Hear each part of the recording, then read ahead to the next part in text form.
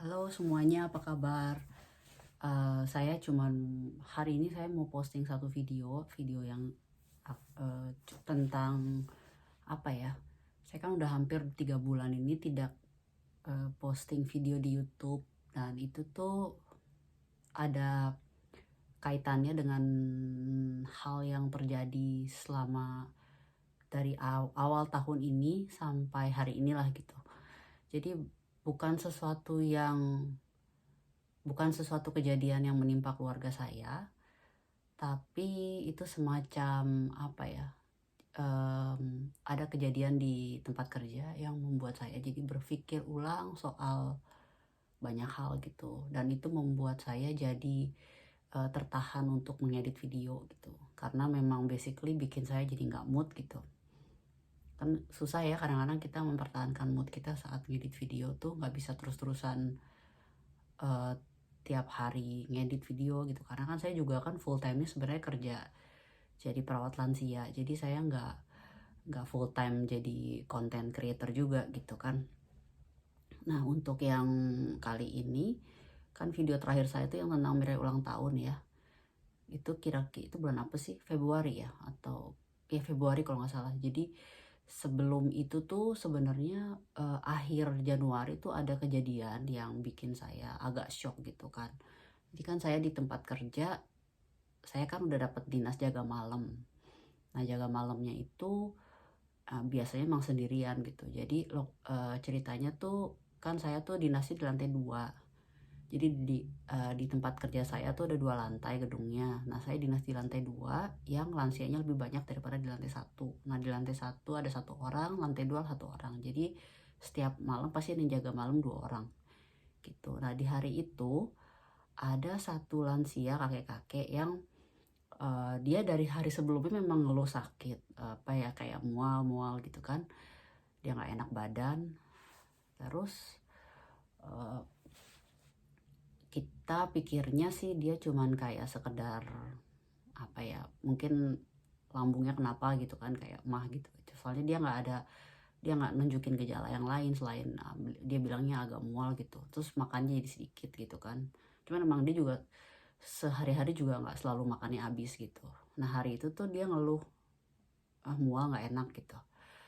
Terus saya kebetulan jaga malam kan, saya mulai jam 4.45, jam 4.45 sore mulai jaga malam. Terus dia makannya nggak habis hari itu. Terus setelah yang lain pada pulang semua, yang shift yang sampai jam 7 udah pulang, kan saya sendirian tuh ya. Terus dia mulailah kayak apa, dia manggil saya ke kamarnya gitu, yang nggak enak nih, pengen muntah gitu katanya kan. Terus udah gitu dia ngeluh mau muntah. Terus saya juga, oh ya ntar aku cariin itu ya, apa yang kayak alas apa baskom gitu buat muntahan gitu, aku bilang gitu. Terus hari itu juga kan uh, harus cek juga ada pasien di lantai 1 yang butuh perawatan end of life care gitu. Jadi aku kadang suka bantuin yang orang lantai 1 ngecek yang itu sebentar, sebetulnya balik lagi ke lantai 2 gitu. Nah, dia nggak kenapa-napa tuh, pas aku ketemu juga ngomongnya baik-baik aja, cuman mual aja gitu kan. Terus akhirnya pas balik ke lantai 2 dia tidur. Nah, dia tidur, dia rebahan lagi badannya gitu. Terus dia bilang, aku mau tiduran aja deh, nggak keluar muntahnya gitu katanya gitu. Ya udah, terus sebelah ya udahlah, bobo aja dulu nyobain tiduran, kalau misalnya nggak bisa tidur panggil aja gitu kan, di ada nurse call gitu ya itu. Terus ya udah kan, saya nggak masuk ke kamarnya kan, karena kan kita nggak boleh masuk ke kamar mereka karena mereka kan lagi tidur kan, kecuali mereka memang manggil kita gitu pakai nurse call gitu kan, atau mereka berdiri terus sensor di lantainya bunyi gitu.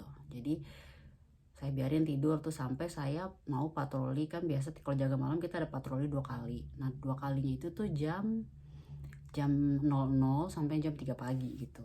Nah, saya tuh biasanya mulainya sebelum jam 12 malam, jadi 10 menit sebelum gitu. Kebetulan hari mulainya dari kamar dia dulu kan, karena kalau jaga malam kalau dia tuh ada ada jatah harus ganti pampers malam-malam gitu kan, pipisnya banyak gitu kan. Terus ya udah saya ke kamar dia. Nah pas saya masuk kan harus nyalain lampu ya karena gelap. Pas nyalain lampu saya ngeliat dia tuh udah putih pucat banget ya, kayak putih mayat gitu kan. Terus saya langsung apa ya, jantungnya langsung ngeredep gitu kan, nih masih hidup, masih napas nggak ya gitu. Nah terus saya cek nadinya nggak ada. Terus saya panggil dia nggak nyaut. Langsung saya nggak ada 10 detik saya ngecek itu, saya langsung panggil orang yang lantai 1 kan, suruh ke atas. Karena kalau misalnya saya harus resusitasi jantung paru, saya nggak bisa sendirian kan, karena itu kan harus ada berdua lah gitu.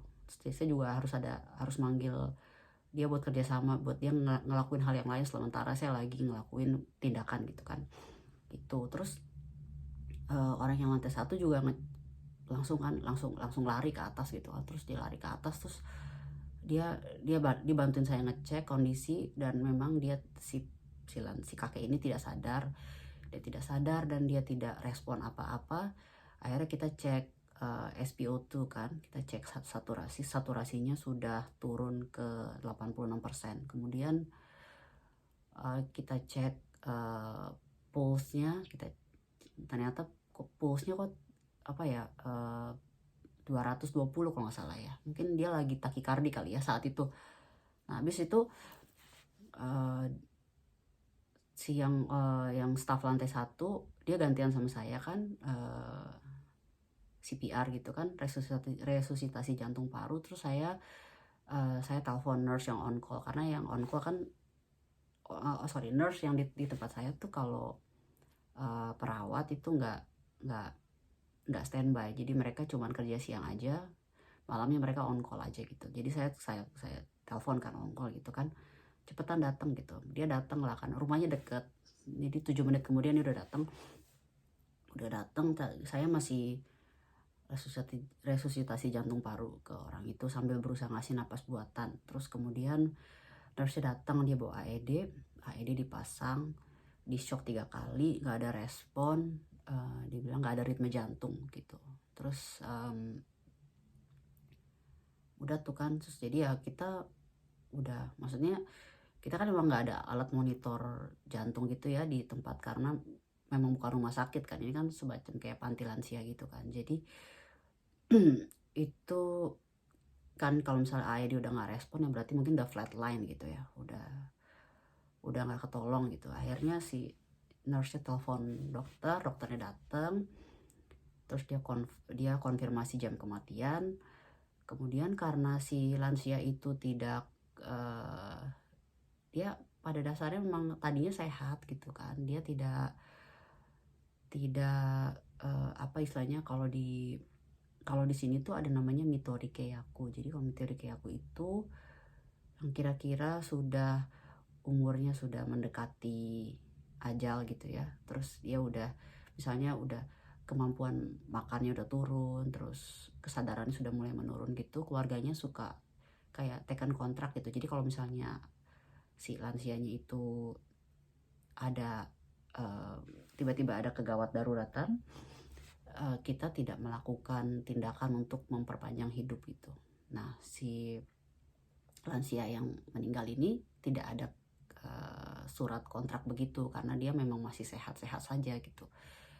Tapi karena dia meninggalnya tiba-tiba, kemudian prosedurnya tuh kalau di tempat kerja saya itu harus ada polisi datang untuk penyidikan gitu.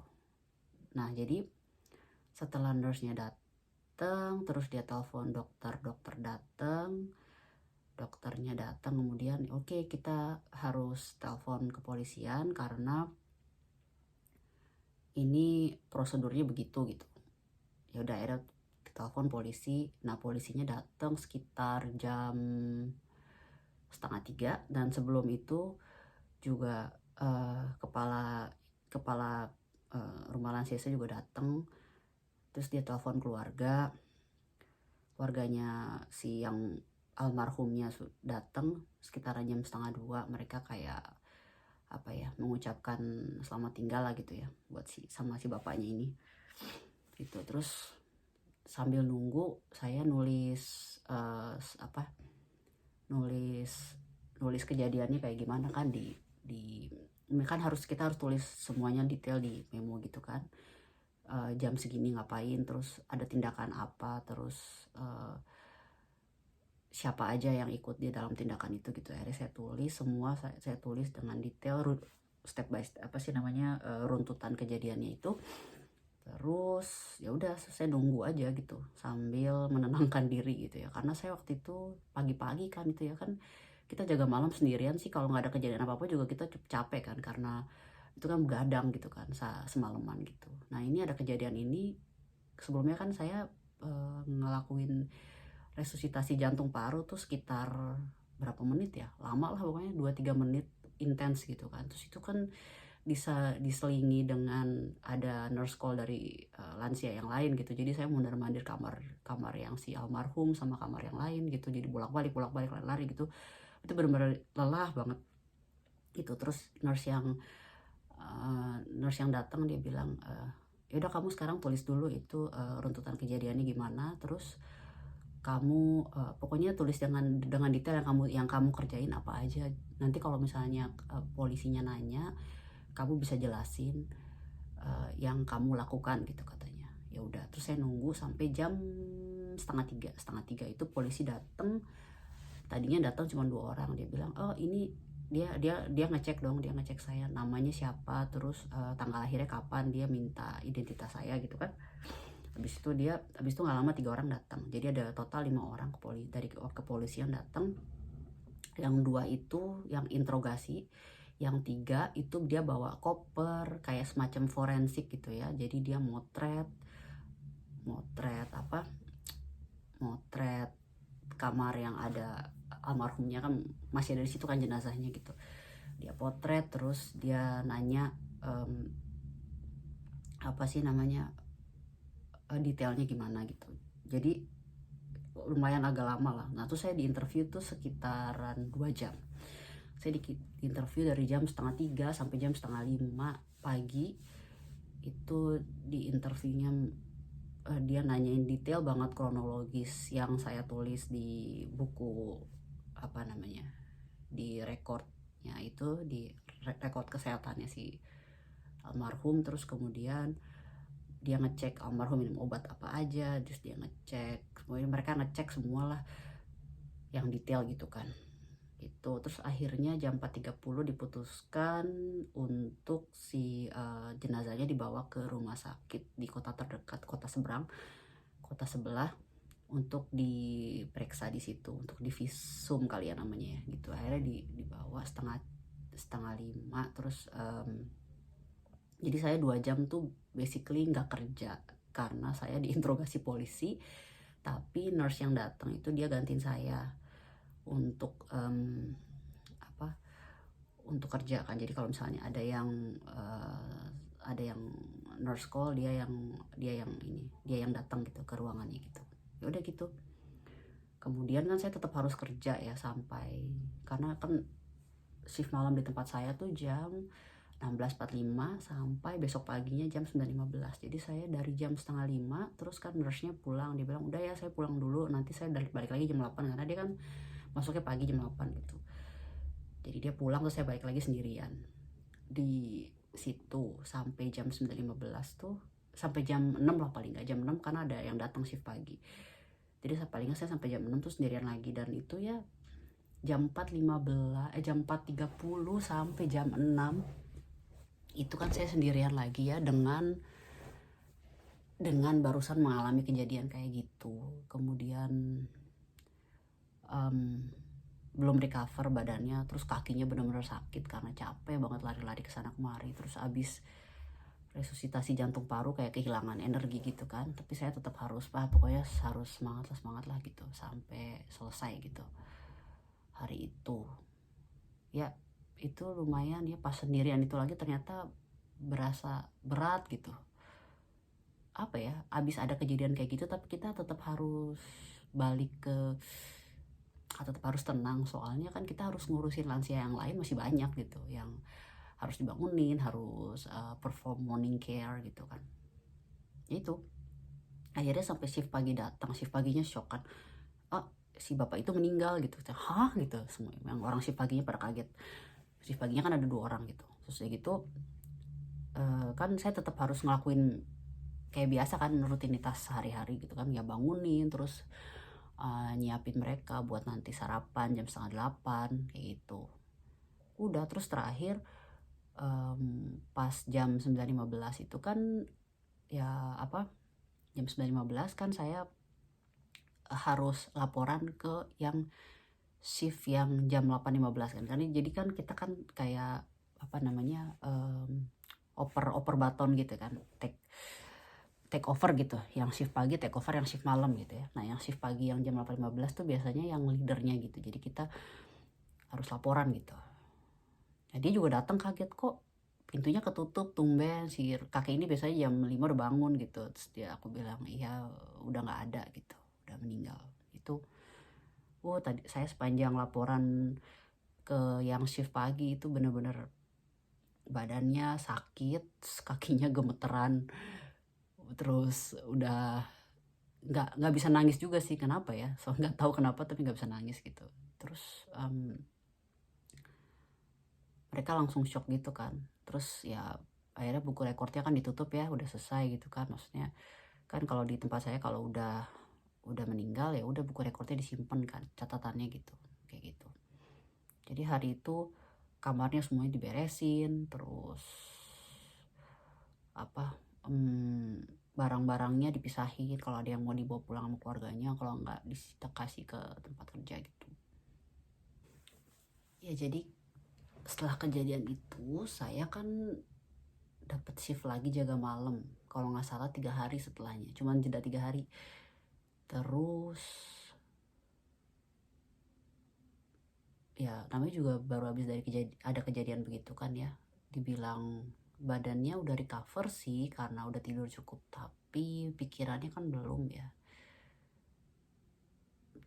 pikirannya belum recover. Jadi setiap kali saya masuk, saya sendirian kan, kalau jaga malam sendirian kalau lagi hening gitu, terus saya kadang suka kalau lagi patroli kan pasti kelewatan tuh kamarnya dia gitu, terus orangnya udah nggak ada, terus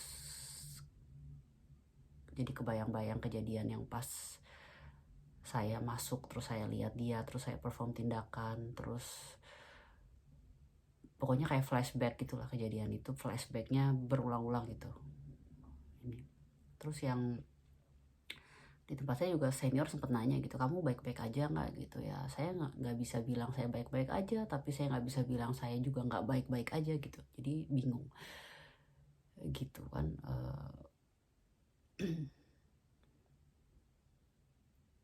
Masih bisa sih sebenarnya ngelakuin, maksudnya kerja kayak biasa aja, cuman pikirannya belum recover. Kemudian setelah itu saya jadi nggak terlalu mood untuk ngelakuin banyak hal gitu. Tadinya kan saya kan YouTube tuh kan semacam hobi, karena buat sharing gitu kan, terus buat istilahnya apa ya, rekreasinya saya lah gitu, bikin video buat switch otaknya gitu kan, untuk tidak mikirin kerjaan, jadi ngerjain yang lain gitu kan. Tapi ternyata ya pasca kejadian itu saya benar-benar jadi nggak mood sama sekali, kayak yang penting gak sih ini gitu, maksudnya ya kita sih, bukan kita sih, maksud saya udah lihat gitu kan kejadian yang orang tuh bisa tiba-tiba hilang gitu, bisa tiba-tiba nggak ada gitu, terus bisa tiba-tiba yang tadinya cuman sekedar mual aja terus jadi mengalami kegawat daruratan gitu. Terus diinterogasi polisi juga sama sih, itu lelah dia. Tapi kalau katanya senior saya, "Kamu cuma 2 jam loh, itu sebentar," katanya. Mungkin karena jawaban kamu sesuai sama yang ada di rekor yang kamu tulis gitu, di rekam medisnya gitu. Tapi kalau misalnya itu nggak sesuai, mungkin interogasi bisa lebih lama, bisa seharian lebih gitu. Saya nggak kebayang kalau seharian, 2 jam aja sih udah lelah banget ditanyain pertanyaan kayak gitu. Di saat kita juga lagi lelah gitu ditanya-tanya, terus tapi tetap harus jawab dengan benar gitu, dengan jujur gitu.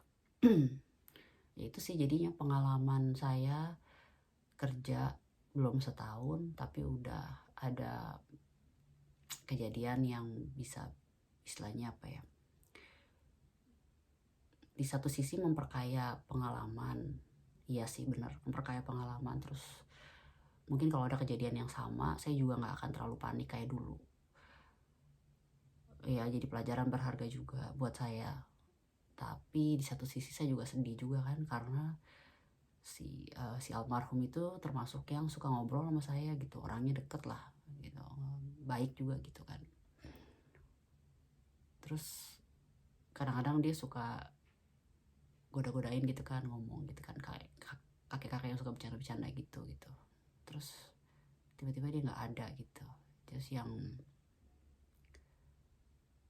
gimana gitu perasaannya kan, ya apa ya, kan beda budaya ya, kita nggak ngerti juga sih gimana cara ngehandle-nya setelah pasca kematian gitu kan.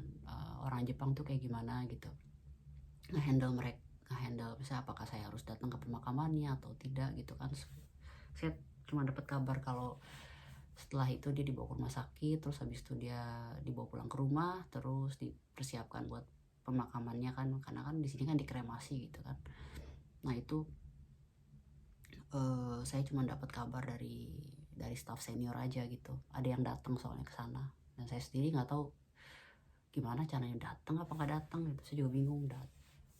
Tapi sih keluarganya sih ya memang tidak menyalahkan juga kan, karena setelah diperiksa di rumah sakit, penyebab kematiannya memang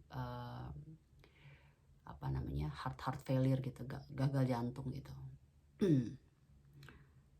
Jadi ya bukan karena sayanya yang menyebabkan dia ini kenapa-napa gitu kan. Terus yang kadang kan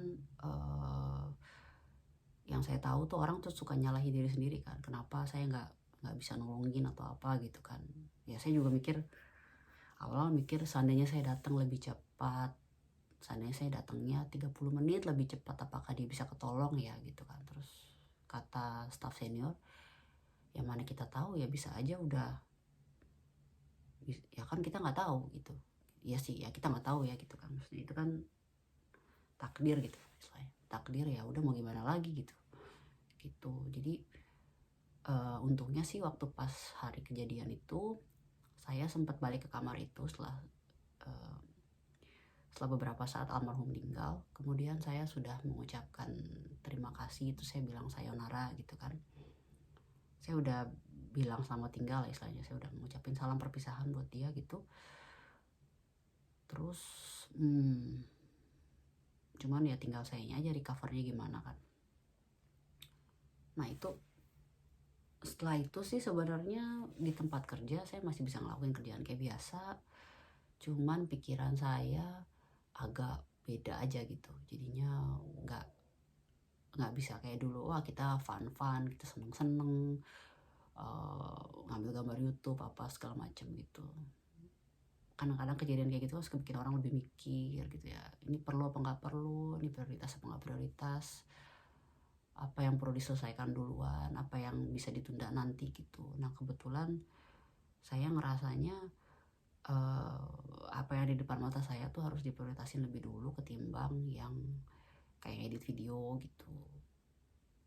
Berasa banyak sih video yang udah saya ambil gitu ya, raw videonya banyak tapi belum diedit, jadi ya numpuk lah sekarang kayak gitu.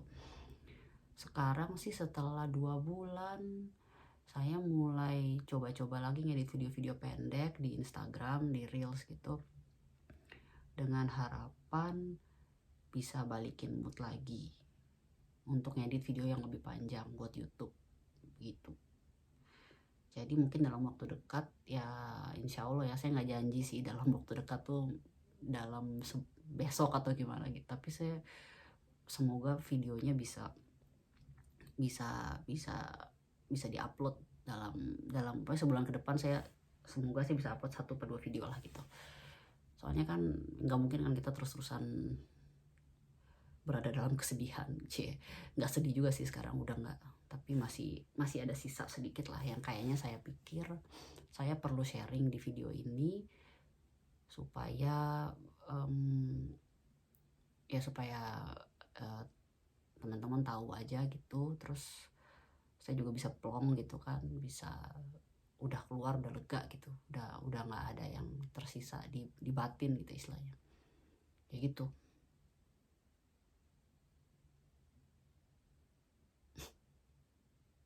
Ya gitulah, hidup di negara orang berat.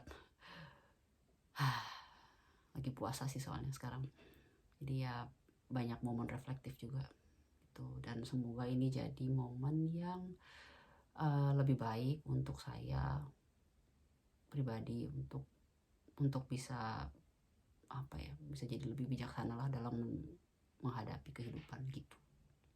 Oke, thanks for watching ya guys. See you in my next video. Bye bye.